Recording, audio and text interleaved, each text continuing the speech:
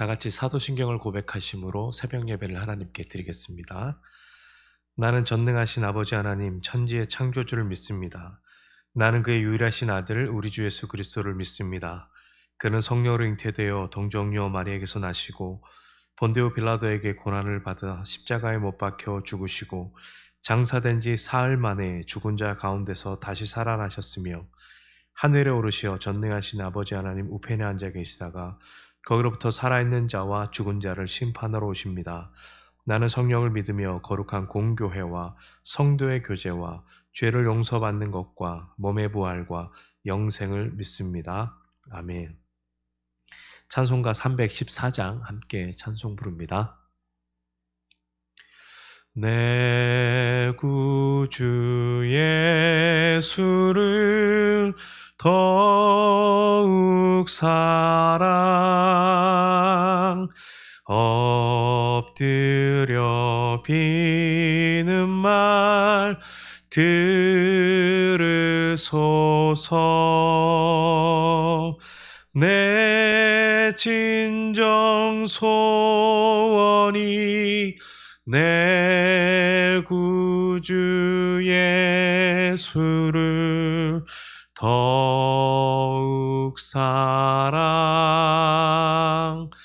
더욱 사랑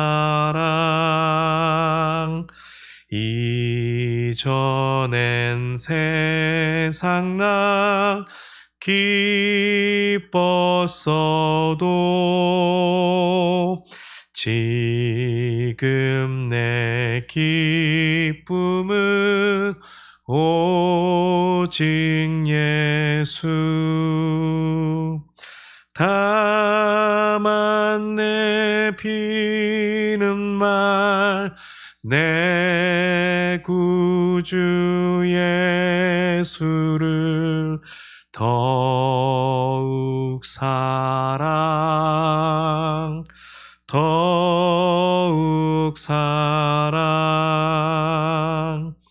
이 세상 떠날 때 찬양하고 숨질 때 하는 말 이것일세. 다만 내 비는 말 내 구주 예수를 더욱 사랑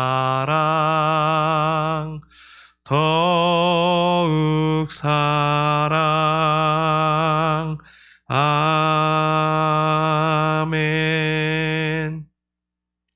오늘 함께 나눌 말씀은 마태복음 19장 13절에서 22절까지 말씀입니다. 우리 함께 읽습니다. 그때 사람들이 예수께서 안수하고 기도해 주심을 바라고 어린아이들을 데리고 오매 제자들이 꾸짖거늘 예수께서 이르시되 어린아이들을 용납하고 내게 오는 것을 금하지 말라. 천국이 이런 사람의 것이니라 하시고 그들에게 안수하시고 거기를 떠나시니라. 어떤 사람이 주께 와서 이르되 선생님이여 내가 무슨 선한 일을 하여야 영생을 얻으리까? 예수께서 이르시되 어찌하여 선한 일을 내게 묻느냐? 선한 이는 오직 한 분이시니라. 내가 생명에 들어가려면 계명들을 지키라. 이르되 어느 계명이오니까? 예수께서 이르시되 살인하지 말라, 간음하지 말라, 도둑질하지 말라, 거짓 증언하지 말라, 내 부모를 공경하라, 내 이웃을 내 자신과 같이 사랑하라 하신 것이니라. 그 청년이 이르되 이 모든 것을 내가 지키었사온데 아직도 무엇이 부족하니까? 예수께서 이르시되 내가 온전하고자 할진대 가서 내 소유를 팔아 가난한 자들에게 주라. 그리하면 하늘에서 보화가 내게 있으리라. 그리고 와서 나를 따르라 하시니 그 청년이 재물이 많으므로 이 말씀을 듣고 근심하며 가니라. 아멘. 우리의 삶을 지탱해 주는 것들이 여러 가지가 있지만 그 중에 하나가 물질입니다. 이 물질에 대해서는 우리가 자유로울 수 없는데 물질이 없는 것에서 오는 그런 어려움도 있지만 물질이 많은 것에서부터 오는 어려움도 있습니다. 물질이 주는 유혹과 시험은 우리가 생각하는 것보다 훨씬 더 심각하고 어렵다는 것이죠. 그래서 물질에 대한 부분을 우리가 잘 생각하고 고민하지 아니하면 잘못된 부의 복음에 빠질 수 있다는 가능성이 높다는 것을 기억해야 될 것입니다. 오늘 본문 13절에서 15절에는 어린아이에 대한 이야기들이 나옵니다.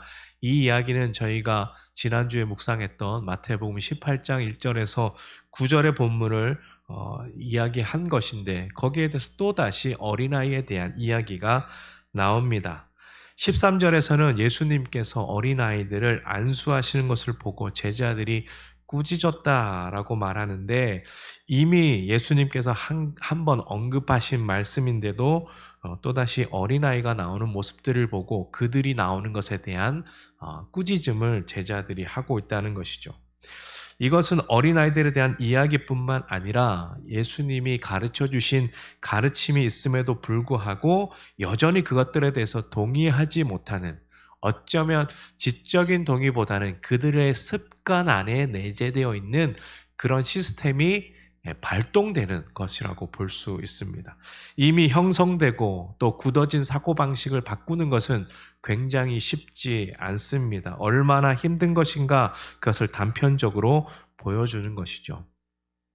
어제 본문은 결혼과 또 이혼에 대한 이야기 직후에 오늘 본문은 어린아이에 대한 이 안수해 달라고 찾아오는 사건이 있었는데 이 아이들을 안수하는 것은 예수님 당시 시대에 종종 랍비나 장로들에게 요청하는 일이 있었다고 합니다. 또 그것을 바라고 예수님께 아마 축복을 위해서 어린아이를 안수해 주십시오라고 데리고 나온 부모의 마음이었을 것입니다. 그런데 지난주에도 제가 말씀드렸다시피 그 당시 헬라어 표기에는 어린아이들을 남성, 여성이라 쓰지 않고 중성, 그거지라고 쓸 정도로 어린아이들에 대한 어떤 편견, 또 어린아이들, 여자들도 마찬가지지만 그 사람의 숫자에 들어가지 않을 정도로 굉장히 인권 아니면 어떤 사람들이 생각하는 그런 공통되는 어떤 귀한 사람의 존재로 치지 않았다는 것이죠. 그것에 대해서도 작은 자의 소중함에 대해서 예수님께서 마태복음 18장에도 말씀하셨습니다. 그럼에도 불구하고 습관적으로 제자들이 어린아이들을 데리고 오는 것을 꾸짖습니다. 14절에서 예수님은 어린아이들을 용납하고 내게 오는 것을 금하지 말라. 천국이 이런 자의 것입니다. 라고 다시 한번 못 박으며 말씀하고 있습니다. 제자들의 입장에서 보면 어린아이들은 아무것도 아닙니다. 이런 것이죠. 비교해 본다면 이 아무것도 아닌 것들이, 별 볼 일 없는 것들이, 아무것도 모르는 녀석들이 라고 이 어린아이들에 대한 생각을 갖고 있다는 것이죠. 그러한 생각들이 깊이 제자들뿐만 아니라 그 당시 사람들에게 고정되어 있었다는 것이죠. 이 일은 주님께서 아니라고 하시면 아마 주님이 안수를 하지 않으셨겠지만 주님이 그 아이들을 용납하고 아이들을 안수하는 것을 보시면 오늘 19장에 있는 이 내용, 13절에서 15절에 있는 이 내용이 마태복음 18장 1절에서 9절과의 그 연장선에 있다고 우리가 생각해 볼 수 있습니다. 이것은 내가 가지고 있는 생각과 주님께서 가지고 있는 생각이 다르다는 것을 우리는 볼 수 있습니다. 습관을 쫓아 행하는 우리의 행동과 모습과 말이 예수님의 보시기에는 다를 수도 있다는 것입니다. 내 생각이 앞섭니까? 주님의 생각이 앞서야 됩니까? 라고 질문을 한다면 우리는 당연히 주님의 생각이 앞서야지요 라고 말을 하지만 우리의 삶의 자리에서 나타나는 것은 주님의 생각은 온데간데 없고 내 생각과 내 결단이 먼저 앞서는 것을 볼 수 있습니다. 제자들이 조금만 생각했더라면 바로 앞에서 말씀하셨던 주님의 말씀을 기억했을 것입니다.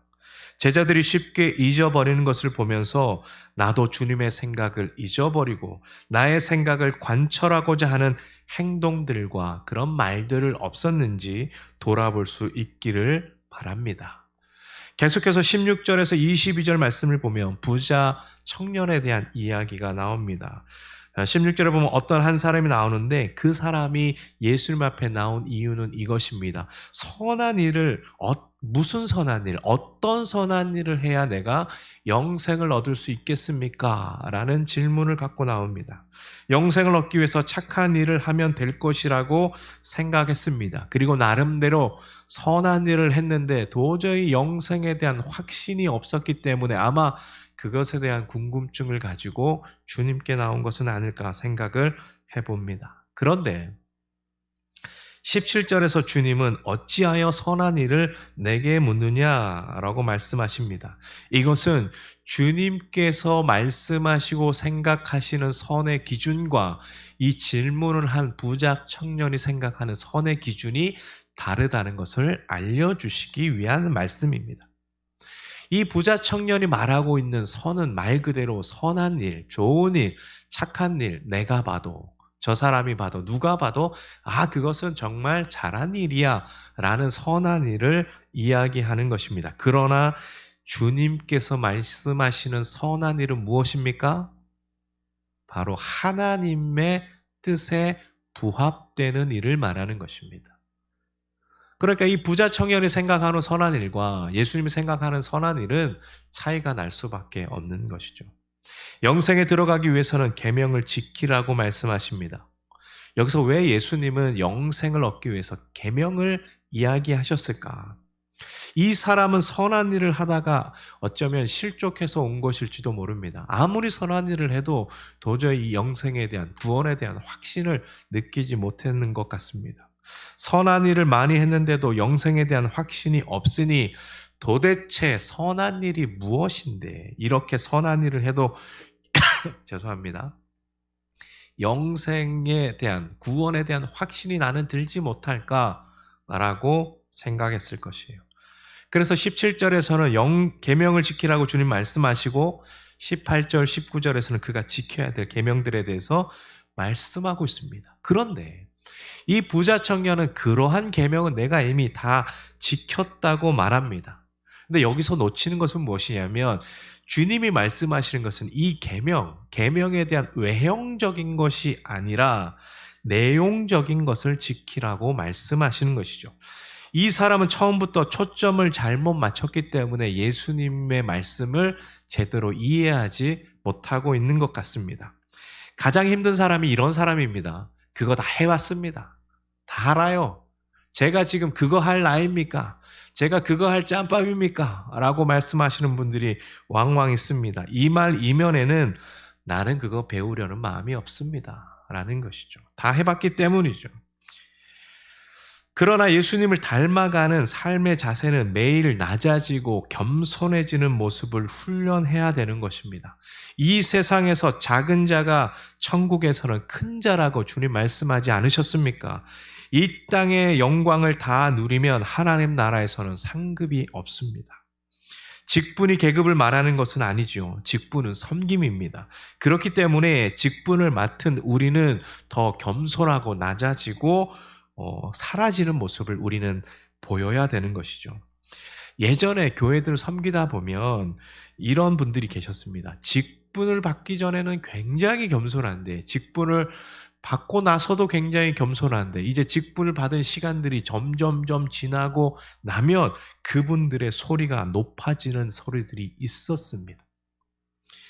그럴 때 우리는 다시 처음으로 돌아가서 주님이 말씀하시는 복음의 내용이 무엇인지, 또 주님의 말씀하신 그 복음이 나를 지금 온전하게 붙잡고 있는지, 주님의 생각이 나보다 앞서고 있는지, 아니면 내 생각이 주님보다 앞서고 있는지를 다시 돌아봐야 되는 것입니다. 이제 예수님은 이 부자 청년에게 솔루션을 제공하는데 이 솔루션이 어마어마한 솔루션입니다. 적어도 부자 청년이 보기에는 굉장히 도전적이고 힘든 솔루션이었습니다. 21절 말씀에 보면 내가 온전하고자 할진대 가서 내 소유를 팔아 가난한 사람들에게 주라. 그리하면 하늘에서 보화가 내게 있으리라. 이 무슨 말도 안 되는 얘기를 지금 예수님이 하고 있습니다. 22절이 증거하는 바에 따르면 이 사람의 처음부터 문제는 바로 재물에 있었다는 것이에요. 그 재물을 늘 자신 위에 두었기 때문에 예수님과의 대화가 좀처럼 좁혀지지 않는 것입니다. 그 사람이 선한 일을 했다고 하면 무슨 선한 일을 했을까 생각을 해보았습니다. 재물이 많은데 예수님께서 그 재물을 나눠주라 라고 말했는데 청년이 근심하였다 그러면 적어도 이 청년이 했던 선한 일은 재물은 제외된 선한 일이 아니었을까 생각을 해보았습니다. 만약 그가 평소에 같이 아까 이 계명에 대해서 말씀하셨을 때 제가 그것을 다 지켰습니다라고 말했던 것 같이 이 청년이 평소에 재물을 가지고 선한 일을 했다면 예 주님 제가 그것도 다 해봤습니다 라고 말했겠죠. 그러나 22절에 보면 이 청년이 근심하여 갔다라고 기록하고 있습니다. 이 사람이 말하는 선한 일은 어쩌면 입으로만 하는 선한 일 아니었을까요? 야고보서 2장 15절 17절에 보면 이런 말씀이 있습니다. 만일 형제나 자매가 헐벗고 일용할 양식이 없는데 너희 중에 누구든지 그에게 이르되 평안히 가라 더웁게 하라 배부르게 하라 하며 그 몸에 쓸 것을 주지 아니하면 무슨 이익이 있으리요? 이와 같이 행함이 없는 믿음은 그 자체가 죽은 것이라 말씀하고 있습니다. 이거지요. 재물이 없고 먹을 것이 없는 자에게 입을 것이 없는 자에게 형제님 자매님 가서 좀 뭐 좀 드세요. 뭐 좀 따뜻하게 좀 입으세요.